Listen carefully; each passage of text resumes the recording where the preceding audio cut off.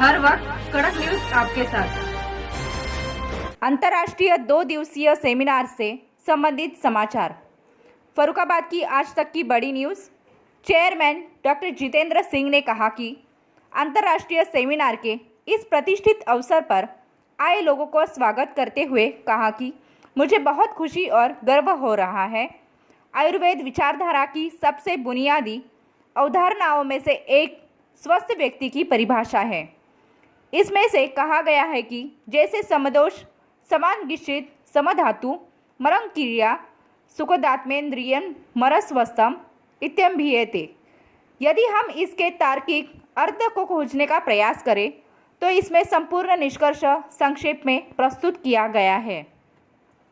इसमें दवा का यह आपको की धारणा के बारे में भी स्पष्ट रूप से बताता है। उन्होंने कहा कि नैदानिक चिकित्सा की विचारधारा, अब अगर हम स्वस्थ व्यक्ति की उस परिभाषा पर गौर करें जो WHO ने संकल्पित की है, तो हम पाते हैं कि यह आयुर द्वारा प्रलेखित की गई परिभाषा से कहीं भी अलग नहीं है। और यह दिलचस्प बात यह है कि आयुर्वेद ने हजारों साल पहले इसका उल्लेख किया था।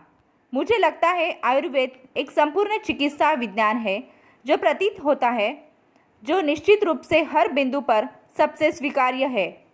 आवश्यकता इस विज्ञान को और अधिक समझने योग्य MA में प्रस्तुत करने की है और इसके लिए सेमिनार एक महत्वपूर्ण भूमिका निभाते हैं। यह विभिन्न संस्कृति के लोगों को एक ही स्थान पर एक मंच प्रदान करता है जहां वे अपने निष्कर्षों को संप्रेरित करते और इसके बाद विज्ञान को समझने की मदद करते हैं। यदि हम ध्यान केंद्रित करने का प्रयास करें तो हम उस असांप्रदायिकता को स्पष्ट रूप से देख सकते हैं। ऐसी बीमारियां जिन्हें हम जीवन शैली संबंधी विकार भी कहते हैं, एक समय बन रही है मानवता के लिए खतरा। वे धीरे धीरे एक प्रमुख सी बनते जा रही है। मृत्यु दर और हमें आश्चर्य की है उनकी घटना और व्यापकता दरार से उभरता हुआ। इसके चलते हम इन बीमारियों की रोकथाम पर ध्यान देने की ज़रूरत है। अत्यंत प्रयास में आयुर्वेद ने भी प्रमुख महत्व दिया है। इसमें स्वास्थ्य के निरीक्षण के बारे में भी बताया गया। दिनचर्या, ऋतुचर्या और रात्रिचर्या के नाम पर जीवन शैली प्रबंधन उपकरण, इस दृढ़ता में इन जीवन शैली संबंधी विकारों से निपटने की जिम्मेदारी लेना हमारा कर्तव्य है और हमारी ओर से एक छोटा सा प्रयास इस सेमिनार के रूप में किया गया है, जहां हमने दुनिया के विभिन्न हिस्सों से दिग्गजों को सामने लाने की कोशिश की है। उनके विचार, सिद्धांत और अवलोकन आपके सामने। मुझे पूरा यकीन है कि यह सेमिनार इन गैर संचारी रोगों के प्रबंधन की दिशा में एक मोल का पत्थर साबित होगा। एक बार फिर मैं उन सभी मेहमानों का हार्दिक स्वागत करना चाहूँगा जिन्होंने हमारे छात्रों के साथ अपना ज्ञान साझा करने के लिए समय निकाला है, और मैं कामना करता हूं कि सभी छात्र एक बेहतर चिकित्सक बनने के लिए इस मंच से प्रदान की गई जानकारी और ज्ञान को आत्मसात करने के लिए अपना सर्वश्रेष्ठ प्रयास करेंगे। निदेशक डॉक्टर अनीता रंजन ने अंतर्राष्ट्रीय सेमिनार में आए सभी का स्वागत करते हुए कहा कि कॉलेज आज सफलता की ऊंचाइयों पर पहुंच गया है।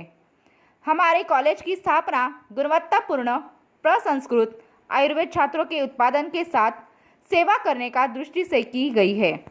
आयुर्वेद संस्कृत शब्द आयुर से बना है, जिसका अर्थ है जीवन और इसका अर्थ है सौम्य।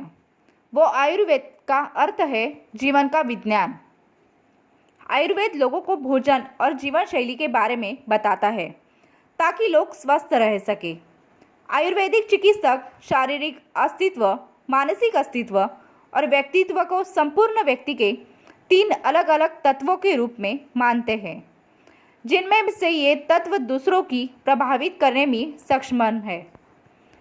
योग किसी व्यक्ति के शारीरिक अस्तित्व और मानसिक विवेक के बीच सामंजस्य स्थापित करने का अंतिम कार्य है। M और शरीर के बीच पूर्ण तालमेल के योग के रूप में जाना जाता है। व्यायाम के भौतिक रूप के से अधिक इस आध्यात्मिक कार्य माना जाता है, जो आपको अपने बारे में गहन आत्मनिरीक्षण से अवगत कराता है, जो हम तब करते हैं जब हमारा मन शांत होता है और हमें अपने आंतरिक स्वस्थ से जुड़ने में मदद करता है। हमारी जीवन शैली हमारे स्वास्थ्य के लिए सबसे बड़ा खतरा है, लेकिन जीवन शैली से जुड़ी बीमारियों से बचना पूरी तरह से हमारे हाथ में है। निसंदेह शारीरिक गतिविधि हमें मधुमेह, उच्च रक्तचाप और तनाव जैसी जीवन शैली से जुड़ी कई समस्याओं से सुरक्षित रखती है।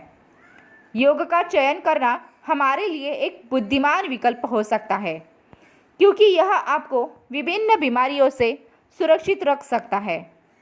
यह सेमिनार इन सभी और कई अन्य मुद्दों पर चर्चा करने के लिए आयोजित किया गया है, जो हमारे ब्रांड और सेवाओं के आगे विकास और प्रचार के दौरान हो सकता है। विभिन्न देशों के जाने माने विशेषज्ञों, शोधकर्ताओं को अपने विचार प्रस्तुत करने और अवसरों पर चर्चा करने के लिए आमंत्रित किया गया है। प्राचार्य ने कहा कि डॉक्टर जितेंद्र सिंह एक प्रतिष्ठित व्यक्ति है, जिन्हें चिकित्सा, शिक्षा, पत्रकारिता और सामाजिक सक्रियता में उनके असाधारण योगदान के लिए जाना जाता है। वह चिकित्सा शिक्षा के क्षेत्र में फैले कई शैक्षणिक और व्यावसायिक संस्थानों की अध्यक्षता करते हैं। Ayurveda college, pharmacy college, polytechnic college, law college, degree college और भी बहुत कुछ समृद्धि न्यूज़ के सम्मानित मुख्य संपादक के रूप में भी काम करते हैं। उनकी अंतर्राष्ट्रीय व्यवस्थाओं में से ब्रिक्स सम्मेलन और पूर्व राष्ट्रपति प्रणब मुखर्जी के साथ स्वीडन जाना शामिल है। डॉक्टर जितेंद्र सिंह को स्टारडस्ट अचीवर्स अवार्ड्स जैसे प्रतिष्ठित पुरस्कार प्राप्त हुए हैं।